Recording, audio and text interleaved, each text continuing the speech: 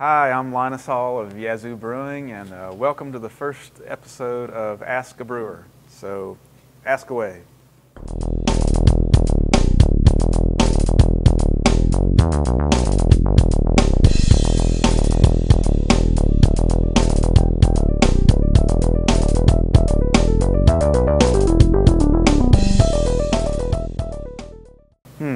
Good question.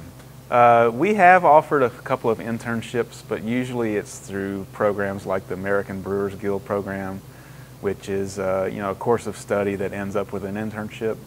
We're such a small crew and it's a pretty fast-paced environment that oftentimes having somebody who's not familiar with what goes on in a brewery, at least from a theoretical standpoint, really makes it dangerous for everybody else around us. So we don't really take in people that don't have much of an educational background in brewing.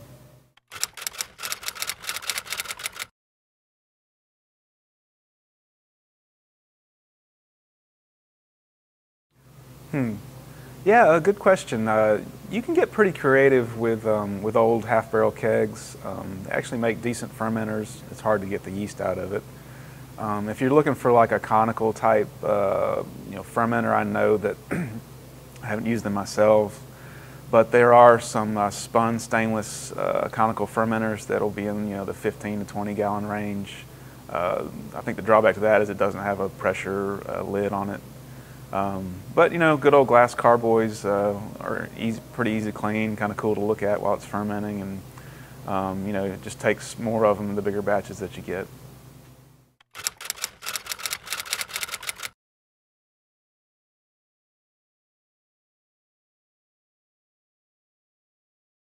Oh, thank you, Wayne.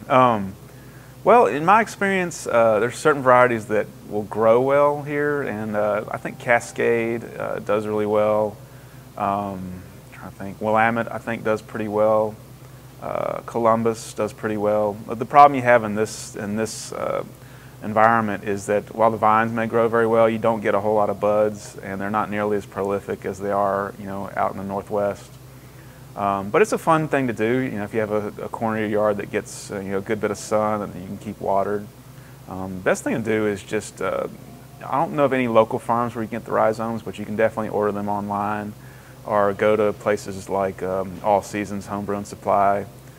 In the spring, they can order the rhizomes for you.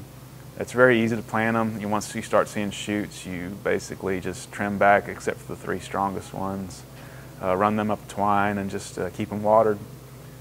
So just give it a shot. There's a lot of different varietals, and it just kind of depends on what you're shooting for.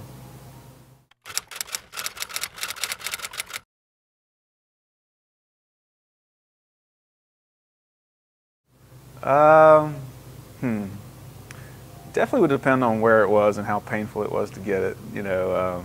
Just a little tiny one and would probably only get you a high 5. I don't know, Alan. What do you think? Maybe a free pint if it's on your neck? No. No, we would never encourage somebody to deface their body in that way. You might switch to another beer at some point in your life, and who knows.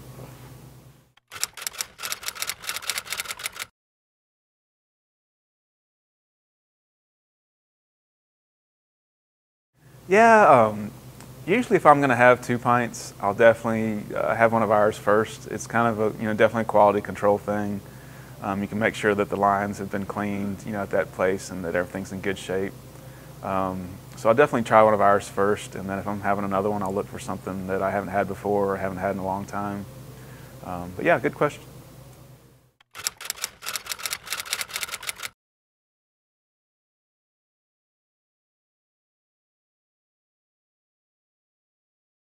Yeah, when we first, the first batch of 10-year, we did not filter it. And filtering does tend to strip a little bit of the hop character out of the beer, and we were just so happy with how it turned out that we didn't want to lose any of that.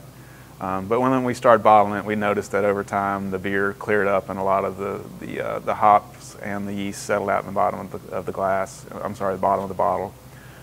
So yeah, you could use that to propagate up some yeast if you'd like. But the next couple batches that we're doing, we decided to go ahead and filter it so that people didn't have that kind of a sediment problem in the bottom of the bottles. But give it a shot. What you'd want to do, if in any case, if you are trying to propagate yeast that's in the bottom of any bottle, is make up a small starter of wort. Probably in the 1040 range. Pitch it nice and warm and see if anything starts growing in there. Make sure that it tastes fine. There may be some things in the bottom of bottles that you really don't want to have in your particular beer. But it's a good way to do it. A lot of times, though, if you're trying to reculture up some Belgian yeast or something that's been in the bottle for maybe a year or so and had a pretty rough travel, you're not going to have a whole lot of luck. It's better really to try to get a fresh culture of yeast from a yeast lab.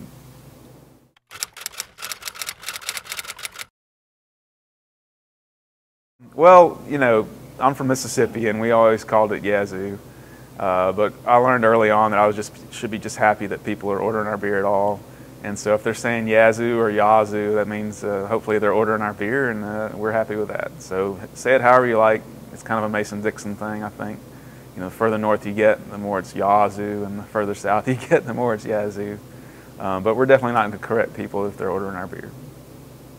Well, hey, that wraps it up for Ask a Brewer this time around. The next session, I encourage you all to write in some more questions. We'll have a different brewer answering them this time, so maybe you'll actually get something useful out of it. And now, thank you very much for your support, and keep the questions coming. We love answering.